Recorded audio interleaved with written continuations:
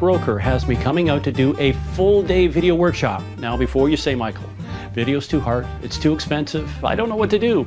Well, once upon a time, it was all those things. But if you have a smartphone, like an iPhone or an Android, if you've got a tablet, if you've got a webcam, I can show you how to make the kinds of videos that people actually want to watch and share.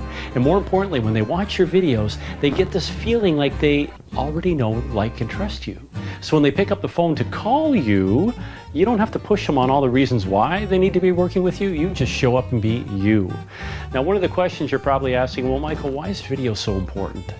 Well, according to the National Association of Realtors, you ready for this one? Almost all buyers start their search online. And when they start their search, what are they looking for? Obviously listings, but they're watching virtual tours. They're watching videos. And the other thing about that is they're auditioning realtors. What? What are you saying, auditioning realtors? Well, think about it. Many buyers have homes they have to sell first.